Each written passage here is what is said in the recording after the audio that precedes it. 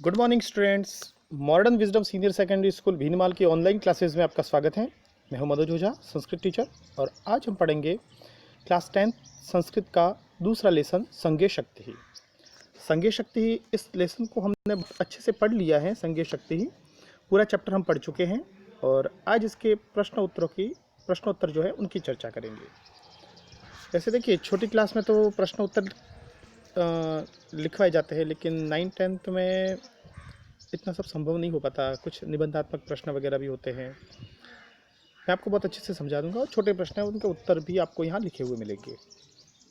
तो वैसे हालांकि छोटे प्रश्नों के उत्तर तो ऑलरेडी बुक में भी है, लेकिन एक बार थोड़े से कुछ प्रश्नों की चर्चा कर लेते हैं। संज्ञेय शक्ति ही बहुत अच्छे से हम ये लेसन पढ़ चुके हैं कि कलयुग में संगठन में ही शक्ति होती है।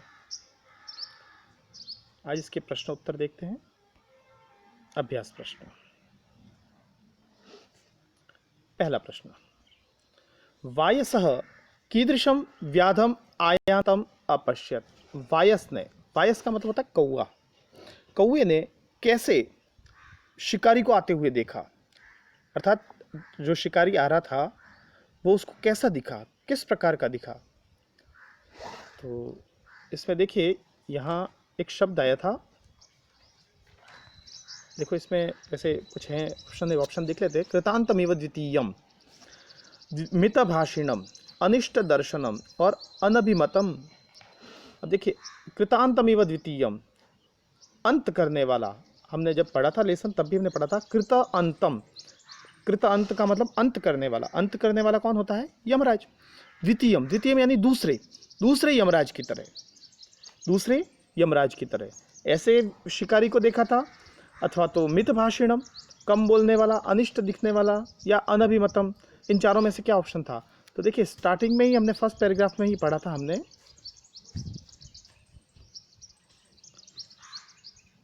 देखिए यहाँ ये है, कृतांतमिव द्वितीयम आयांतम व्याधम अपश्यत। दूसरे शिकारी की तरह आते हुए, दूसरे यमराज की तरह आते हुए शिकारी को उसने देखा। तो पहले का उत्तर क्या होगा? अ। पहले का आंसर क्या है? अ। कृतांतमिव द्वितीयम आयांतम। दूसरा प्रश्न देखते हैं। कुत्रो कुतोत्र निर्जने वने तंडुलकणानां संभवः इति कः उक्तवान। कि यहाँ निर्जन वन में तंडुलकण अर्थात चावलों के कण जो है वो यहाँ संभव कैसे हैं, ऐसा किसने कहा? ऐसा कहने वाला कौन था? तो याद कीजिए पूरी कहानी। हमने जब पढ़ा था तब उसमें देखा था कि जब कबूतरों का झुंड जा रहा था तो कबूतरों का जो राजा था वो कहता है ऐसा। अब कबूतरों का राजा कौन है? लघुपथनक है, चित्रग्रीव है, व्याध यानी शिकारी है, या हिरण्यकः। इनमें से कौन है? तो देखिए इसके आंसर्स देखते हैं।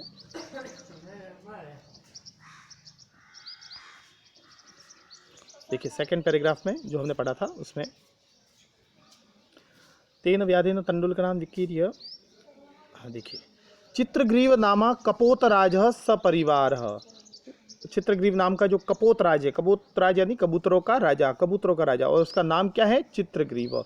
चित्रग्रीव जब जा रहा था तब उसने कहा था कि कुतोत्र, देखो यहाँ ये लाइन भी दी हुई है, कुतोत्र निर्जने वने तंडुलकणानाम संभवः तन्निरूप्यताम तावत्। ये लाइन बिल्कुल यहीं लिखी हुई है। तो कौन था वो? चित्रग्रीव।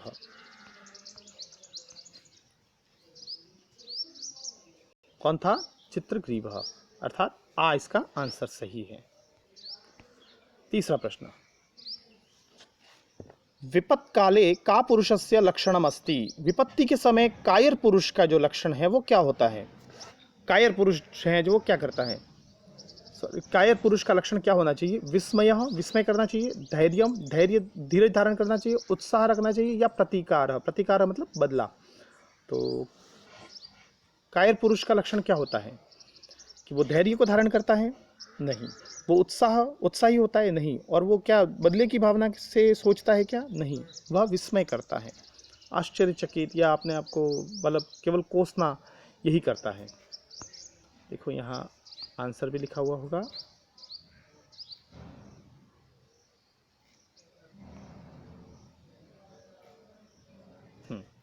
देखिए ये रहा आंसर। विपत्त काले विस्मय एव का पुरुष लक्षणम, विपत्ति के समय में कायर पुरुष का लक्षण जो क्या होता है, विस्मय करना, बस केवल अफसोस करना कि ये हो गया, अब मैं क्या करूं, बस केवल उसका रोना रोना। आगे है अगला प्रश्न, अल्पानामपि वस्तूनाम कार्य साधिका अस्ति। अल्पानाम छोटी छोटी जो वस्तु होते हैं, वस्तु नाम कार्य साधिका अस्ति, उनका कार्य साधिका जो है, कार्य साधने वाली कैसे होती है, संहति ही, उपयोग, अभाव या समभाव। तो देखिए ये श्लोक हमने सबसे अंत में पढ़ा था, अल्पानामपि वस्तूनाम संहति ही कार्य साधिका, संहति ही कार्य साधिका। संहति का मतलब होता है संगठन, छोटी छोटी वस्तुओं का जो संगठन होता है वही कार्य को साधने वाला होता है, कार्य को पूरा करने वाला होता है। तो देखिए इसका उत्तर क्या होगा, अल्पानाम वस्तुनाम संहति ही कार्य साधिका, अ, इसका आंसर क्या होगा, अ। देखिए ये कि ये आंसर आपके बुक में भी लिखे हुए, लेकिन प्रश्नों को थोड़ा अच्छे से अगर हम समझ के करें तो प्रश्न रटने की आवश्यकता नहीं होती, समझना हुआ बहुत अच्छे से हमें याद रहता है। अगला प्रश्न, वायसस्य किम नाम किम, वायस का नाम, अभी हमने ऊपर भी पढ़ा था, वायस यानी कौवे का नाम, और ऊपर आया था कबूतरों के राजा का नाम। अब देखो यहाँ दो ही पात्र थे, एक तो चित्रग्रीव जो कबूतरों का राजा, और एक था कौआ, कौए ने देखा था उस शिकारी को। तो वायसः, वायसः यानी कौआ, कौए का नाम क्या था, लघुपतनकः, कौए का नाम क्या था, लघुपतनकः। देखिए यहाँ फर्स्ट पैराग्राफ में लिखा हुआ भी है,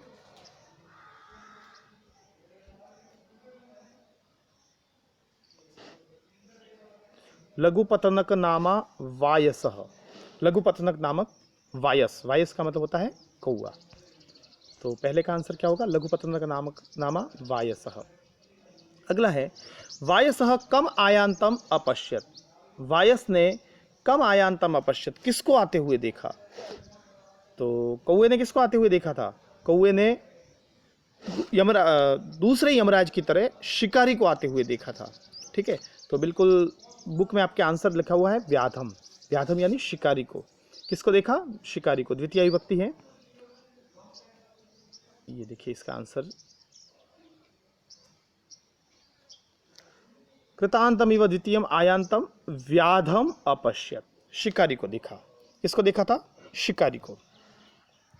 अब यहां हम चाहे तो ये भी लिख सकते हैं, कृतांतम इव द्वितीयम व्याधम, कृतांतम इव द्वितीयम व्याधम अपश्यत। ठीक है, तो आंसर बिल्कुल गलत नहीं होगा, लेकिन बुक में ये था तो मैंने भी यही लिखा है। चलिए अगला प्रश्न, कहा कपोतराज, कपोतराज कौन था, कबूतरों का राजा। कबूतरों के राजा के बारे में हम अभी पढ़ चुके हैं, यहाँ देखिए चित्रग्रीव यहाँ पढ़ा था, तो बिल्कुल इसका आंसर भी यही है, चित्रग्रीव। और चौथा प्रश्न है, कीदृशैः तृणैः मत्तदन्तिनः बध्यन्ते, कैसे गुणों से, कीदृशैः तृणैः, कैसे तृण से, घास से, मत्तदन्तिनः मदमस्त हाथी जो है वो बांधा जाता है, गुणत्वमापन्नैः।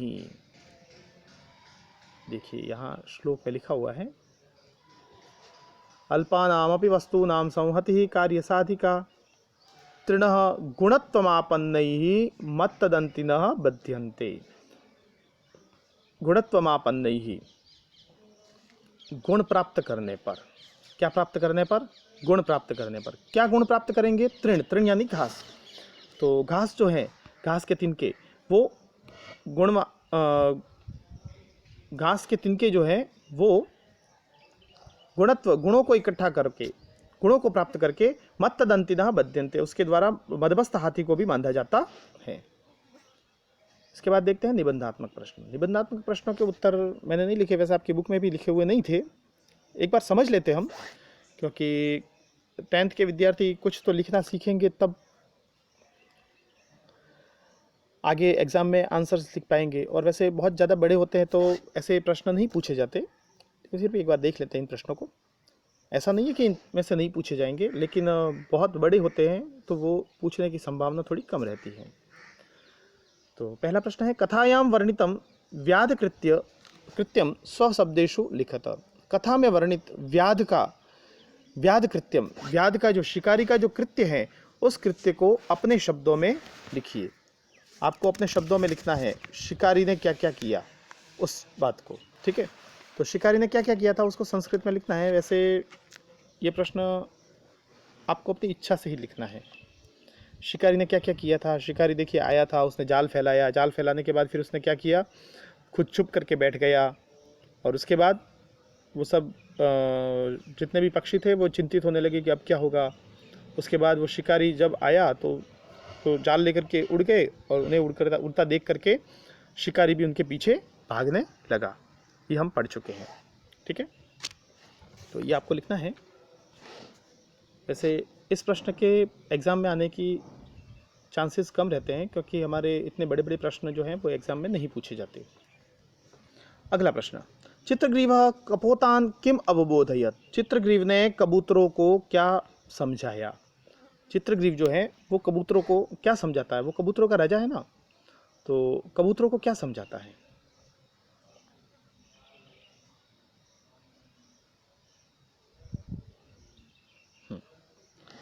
तो चित्रग्रीव कपोतान अवबोधयत, कबूतरों को उसने समझाया या कहा। क्या कहा, कुतोत्र निर्जने वने तंडुलकणानां संभवः तन्निरूप्यताम तावत भद्रमिव न पश्यामि सर्वथा अविचारितम कर्म न कर्तव्य। देखो ये पूरी बात जो है वो कबूतरों के राजा के द्वारा कही गई है चित्रग्रीव के द्वारा। तो इसका आंसर भी यही होगा। प्रश्न का थोड़ा सा भाग लिख करके, चित्रग्रीव कपोतान प्रति अवबोधयत, चित्रग्रीव ने कबूतरों के प्रति कहा। क्या कहा, यही लाइन जो मैंने अंडरलाइन की हुई है, कुतोत्र निर्जने वने तंडुल कणानाम संभव, तंडुल के कणों का यहाँ संभव कैसे, तन निरूप्यताम तावत भद्रमिव न पश्यामि, मैं यहाँ उचित अच्छा नहीं देख रहा हूँ, सर्वथा अविचारितम कर्म न कर्तव्य, हमेशा बिना विचारे कोई भी कर्म नहीं करना चाहिए, कोई भी कार्य नहीं करना चाहिए। तो इस प्रकार से आपको इसका आंसर खुद ही लिखना है। अगला प्रश्न, कपोताः कथम सिद्धिम प्राप्तवन्तः, कबूतरों ने सिद्धि को कैसे प्राप्त किया। कबूतरों ने सिद्धि को यानी सफलता को कैसे प्राप्त किया। तो सफलता कैसे मिली थी उनको।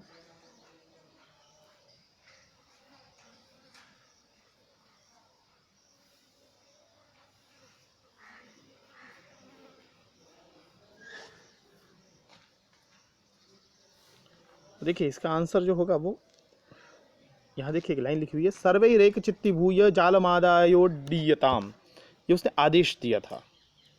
किसने, कबूतरों के राजा ने, क्या आप एक सब काम कीजिए, सभी जाल को लेकर के एक साथ उड़ जाइए। इति विचिन्त्य सर्वे पक्षिणः जालमादायो उत्पतिताः। अब देखो इसका आंसर जो है वो कैसे लिखना है, कपोताः कथम सिद्धिं प्राप्तवान,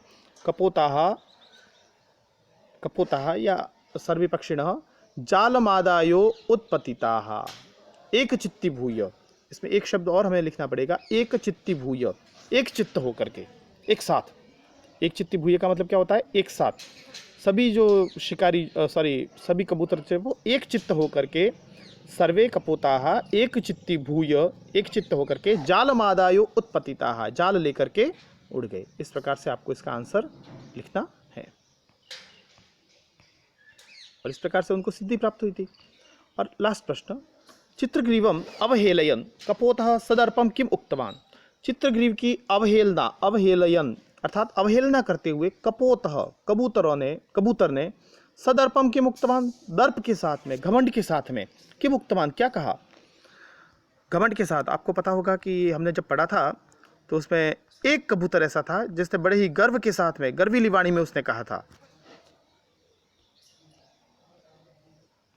जब उसने कहा ना चित्रग्रीव ने कि सर्वथा अविचारितम कर्म न कर्तव्यम, ये जब उसने कहा तो एतद् वचनम श्रुत्वा कश्चित् कपोतः सदर्पम आह, बड़े ही घमंड के साथ कहता है।